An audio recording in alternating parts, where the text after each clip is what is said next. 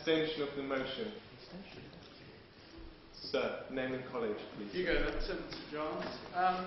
This is a sort of point that both sides have made, in that you're equating entrepreneurship with free markets and capitalism, and I think there's obviously some overlap there, but I don't think they're necessarily the same thing. And I'd just like to, while I'm standing, make one other point. The second speaker, the opposition, said that entrepreneurship was bad because it kills people in Africa. No, I said it wasn't. Well, it wasn't. You said property rights resulted in drug companies making drugs unavailable for poor people, right?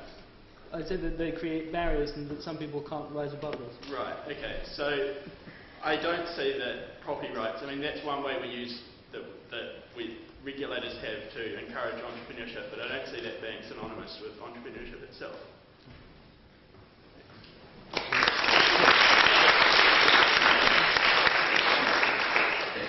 Any further speeches in opposition of the motion?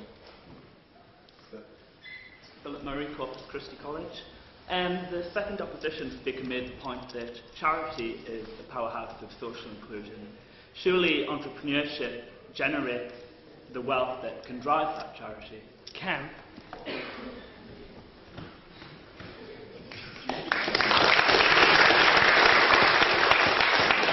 Final speech in proposition. Sir. You know, Rupert made some interesting examples in a captivating speech. But sometimes when you make conceptual arguments and you don't actually apply real examples, you lose the point of the debate. And to be honest, you need to understand who we're talking about when we're talking about social exclusion. So it's people that are excluded from society, that can't take part like us, that didn't go to Cambridge, that perhaps don't have English as a first language, that perhaps are migrants, right? So let's look at the history of the UK, and let's look at, for example, the Asian community. West Africans that have come here, and they couldn't really get into the establishment. They didn't have the education to do that. And how were they successful? Through entrepreneurship. So the evidence is all around us. That's the reality. Yeah, well made.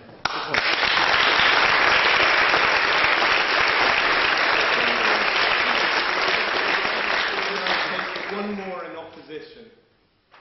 You, sir. Ned Farquhar, Queen's College. I'd just like to say that we just heard from the proposition that there were actually no immigrants pre-Thatcher before the Thatcherite boom. You say there's a boom in immigrants?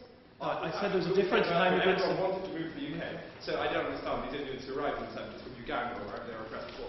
They can't have them. They're just not accountable.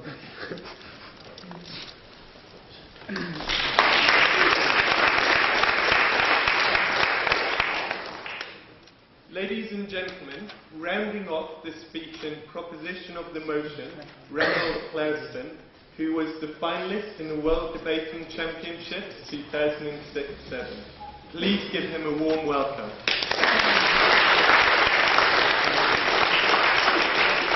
Thank you. So, in the previous speech, Rupert said again and again and again, so he presumably thought it was an important point, that the problem with entrepreneurship and why it can't be a powerhouse of social inclusion is it's not aimed at social inclusion. So there's a few things to say in response to that, because it really is the heart of the debate today. Firstly, I believe some entrepreneurship is aimed at social inclusion. I'll talk about that towards the tail end of my speech. But even the entrepreneurship, which is of course more common, that is aimed to make money, is itself a powerhouse for social inclusion, even when the motivations go no deeper than I'd like a nice car and a trophy wife or whatever. There are a number of ways that this holds that we've talked about all the way down the proposition bench. Sometimes it's the entrepreneurs themselves who are pulling themselves out of social exclusion, the Alan Sugars and so on and so forth. Sometimes it's simply the magic of markets, the invisible hand. Entrepreneurs create wealth, but they don't get to keep all of it. They create wealth for their employees, they create wealth and happiness for their customers, and they pull people into the job market. And finally, as was talked about very persuasively by my second speaker, modern entrepreneurs in this day of the internet and such wide knowledge of what's going on in the world simply has to consider their public image to be a good entrepreneur. So working for social inclusion is now part of the job description for an entrepreneur. So before I get on to my material about social entrepreneurship, I'm just going to talk, just run through the speeches that we've had from the opposition bench. I'll talk briefly about Ellie's, there's not much to say. The main point was essentially entrepreneurship is hard, let's go shopping. Because it is really difficult, not everyone can be an entrepreneur. Okay, fair enough. Because people just want a safe job. Well, where's that safe job coming from? It's coming from the entrepreneurs that start the companies, that create the wealth, that employ you, ladies and gentlemen. Not right now. So if people want a safe job, great, they can have one. Not everyone needs to be entrepreneurs. That wouldn't work, ladies and gentlemen, if absolutely everyone in society was trying to set up their own business.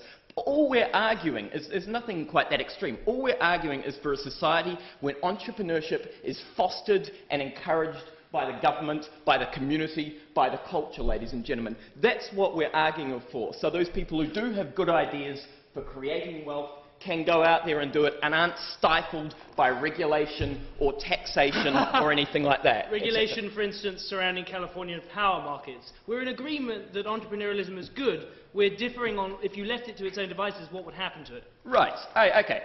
So I'll talk about Enron in a moment, but the broader point is that we're not arguing for zero regulation of business. What we're arguing for is a regulatory environment that encourages entrepreneurship, but obviously still bans like violent mercenary coups, ladies and gentlemen. Like, we're not arguing, this is not anarcho-capitalism, ladies and gentlemen. But this is a right-wing case. There's no doubt about this. This case stands strongly and proudly for free markets, but it's not anarcho-capitalism. So the other thing that Ali came up with was, well, his answer to social inclusion was the government should pass laws of some sort. It wasn't very specific. It seemed to have something to do with anti-discrimination. But like I say, we don't necessarily impose laws. In fact, we support laws that allow women to get involved in entrepreneurship, for example.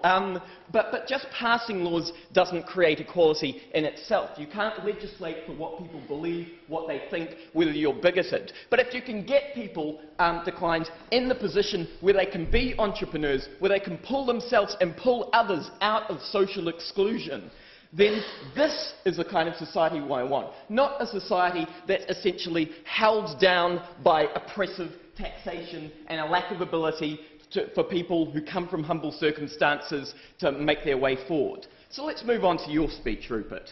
Now, most of this rather long speech was a big list of business people Rupert doesn't like.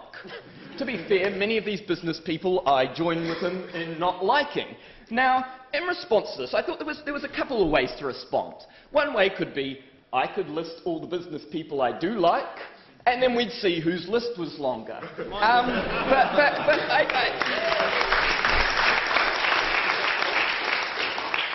But I don't think this cuts to the heart of the debate, because what the heart of the debate is whether entrepreneurship in general, whether the society that fosters entrepreneurship is one that reduces social exclusion compared to a society that does not foster entrepreneurship. And so we strongly say that yes, there are some entrepreneurs whose effect on society has been bad. I don't deny that.